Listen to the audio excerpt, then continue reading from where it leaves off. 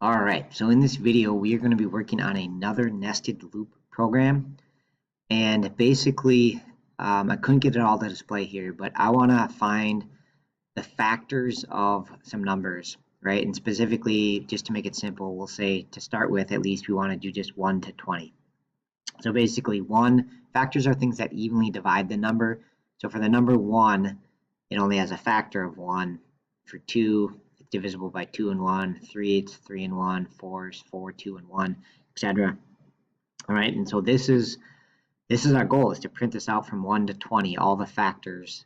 And you can do it in either order. I went backwards starting with the number, but you could also loop forward from 1 up to the number, however you want to do it. So my recommendation is make a new Java program here and then try and sketch out and see if you can figure out how to do this, right? What are your two loops going to look like?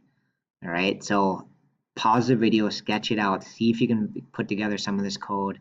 And then again, as always, you can kind of watch part of the video, as you need help, and then try to do as much of it you can on your own, and then like watch parts of the video to get you started if you're not sure. Okay, so again, hopefully you've had a chance to mess around with this, try it a little bit first. This right here, these are going to be the rows again, and generally that's our outer loop. Okay, so we know that we're going to have, for an outer loop, we're going to have for int, and you could call that number, I guess, equals 1, while number is less than or equal to 20, plus plus num. Okay, so that's going to be the outer loop that loops through those numbers.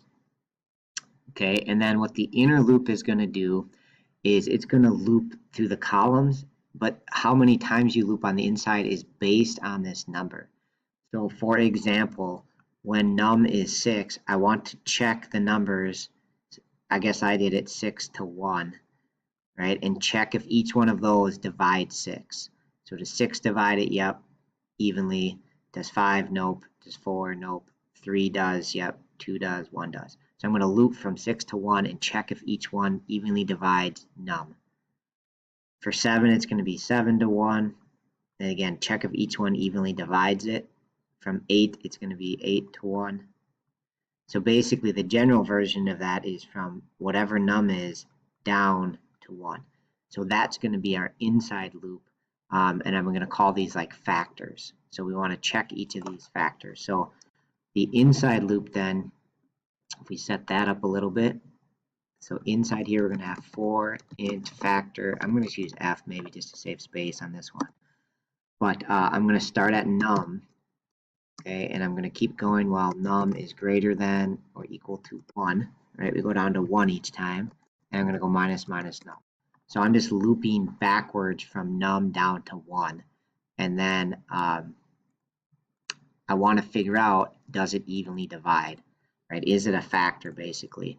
And so that's actually a pretty tricky check, but this would be another good time to say, what Java code could you do to check if a number evenly divides this num? Like what could you do to check? Okay, and so basically we are going to do, like, you want to sort of divide. We're not actually going to divide, but we want to take num, figure out like num. Sorry, my thing is not working.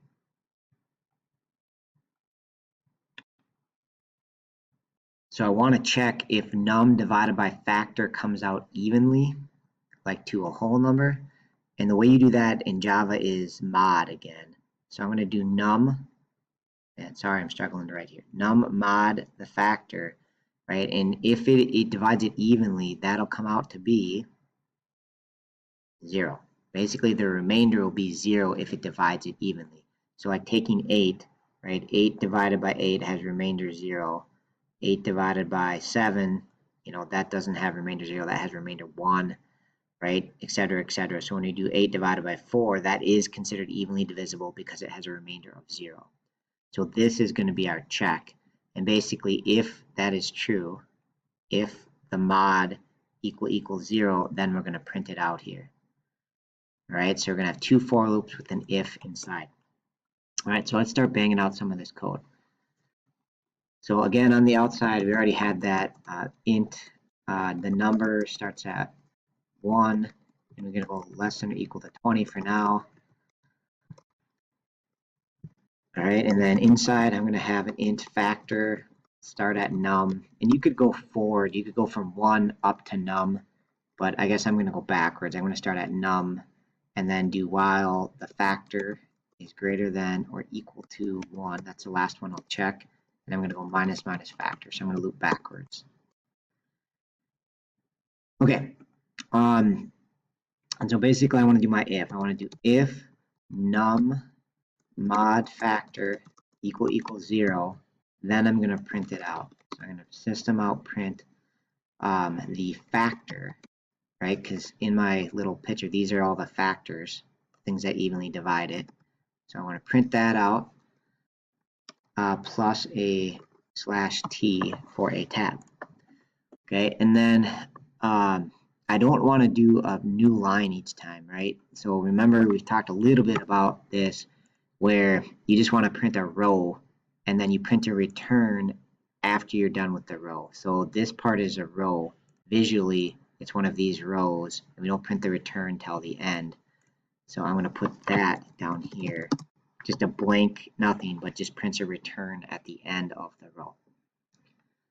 Okay, the only other part I'm missing currently is if we look, I have num with a colon each time to show the number that we're starting with. So before I print my row, remember this is my row, before I print that, I'm going to print num with a colon. So in my code, that's going to go here. So I'm going to print out, just print, not print ln, I'm going to print num plus a colon and maybe put a space there. All right, so it'll print that first and then start listing the factors in reverse order. So let's cross our fingers, close our eyes, give this a shot. Okay, and so you can see, the tab is kind of a bit much. I'm not gonna lie, that's a little bit of extra spacing there. So I think it's got the right factors at least. So maybe instead of /t, I'm just gonna, let's just put a space here, 2 spaces if we really want, but let's see if that looks a little bit better. So yeah, I like kind of the format of that a little better. All right, so kind of the cool part of this, again, is that this is a power of computers to me. Is let's say I really wanted to do the factors for a whole bunch of numbers, right? Then I can just hit it, and it runs pretty fast, a little bit slower, but you can start to see it's printing out the factors for all the numbers up to 20,000, and it does it pretty quickly, which is kind of neat.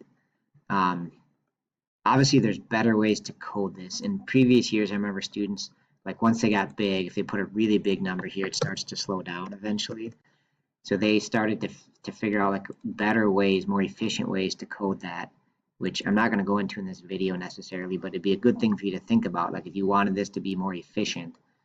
Because generally, you think about coding, you don't want things to run really slowly, right? Think of your cell phone, if you clicked on something and it took forever to load, not going to be a popular app, right? So if our program can go faster, then it would be even better. So that's a good follow-up thing to do here, would be to take a look at this code, and even if you can't actually make the coding changes, just think about like the algorithm, like what would be a better algorithm or a better way to do this that would make it more efficient than doing it the way we have set up now.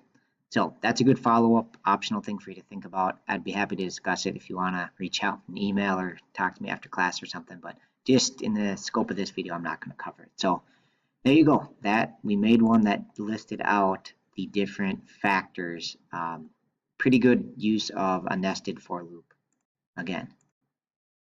All right, that's it. Thank you for watching.